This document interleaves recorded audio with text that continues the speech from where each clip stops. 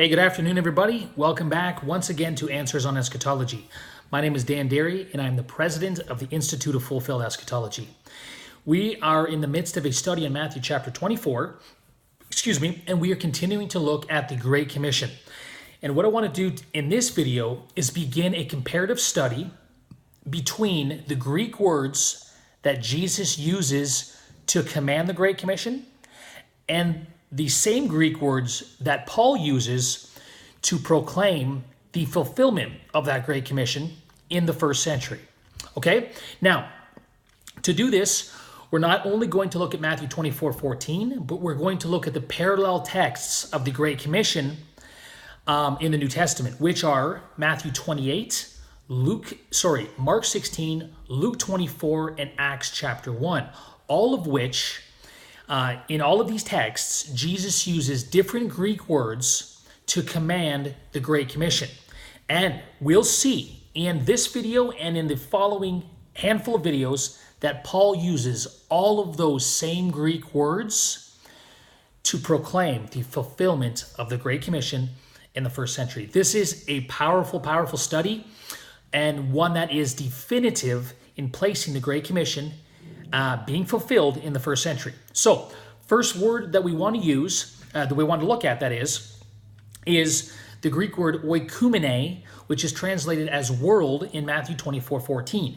Jesus said that this gospel of the kingdom shall be preached into all the world, oikoumene, as a witness to all the nations, and then the end would come.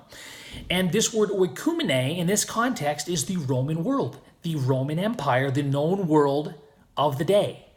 Jesus said that the gospel would be preached into all the oikoumene. This was his command. He commissioned and commanded his disciples to preach the gospel into the known world of those days, the oikoumene. Let's take a look at Romans chapter 10 and verse 18, and we will see that Paul uses this exact same Greek word to proclaim the fulfillment of the commission, of the Great Commission.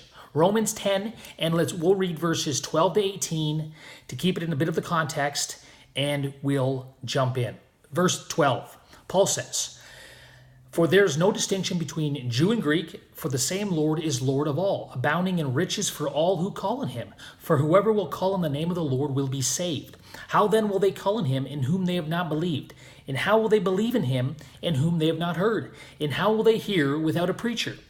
How will they preach unless they are sent? Just as it is written, how beautiful are the feet of those who bring good news, that is the gospel, of good things. However, they did not all heed the good news. For Isaiah says, Lord, who has believed our report? So then faith comes from hearing, and hearing by the word of Christ. But I say, surely they have not heard. Have they?" Paul is now asking a rhetorical question. Surely Israel hasn't heard, have they? And then he answers his own question. Okay? Indeed they have. Paul says, yeah, Israel's heard the gospel. Listen, their voice, whose voice? The voice of the messengers, the voice of the preachers who were preaching the good news, the gospel of good things. Their voice has gone out into all the world, or all the earth. And their words, what words? The words of the gospel of the kingdom, to the ends of the world. Oikoumene, same Greek word that Jesus uses in Matthew 24:14. So catch the parallel. Jesus commanded the Great Commission. This gospel of the kingdom shall be preached into all the world. Oikoumene.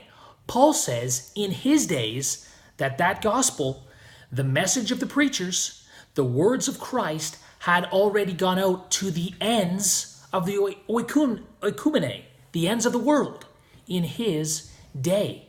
Therefore, Paul clearly and emphatically is teaching that the Great Commission, which Jesus commanded in Matthew 24:14, was fulfilled by the time he wrote the book of Romans. That message of the gospel of the kingdom had gone out to the ends of the world, the ends of the oikoumene, the ends of the inhabited Roman world. And listen, that is perfectly parallel and it perfectly complements the words of Jesus. Jesus promised that that Great Commission that he commanded in verse 14 of Matthew 24 would be fulfilled in his generation, Matthew 24:34. Jesus said to his disciples, "Verily I say to you, this generation will not pass away until all these things take place." Jesus promised that the Great Commission, which he was commanding, would be fulfilled in his disciples' lifetime. Paul comes along in that same generation about 27 or 28 years later and says that that commission that was commanded, the Great Commission, was fulfilled in the first century, just like Jesus said. Paul agrees with Jesus, and Jesus cannot lie. Guys, the Great Commission was fulfilled in the first century, prior to the fall of Jerusalem in AD 70. And listen, we've got way more and much more powerful evidence that establishes the fulfillment of the Great Commission in the first century. So stay tuned for more videos on Answers on Eschatology. Bye for now.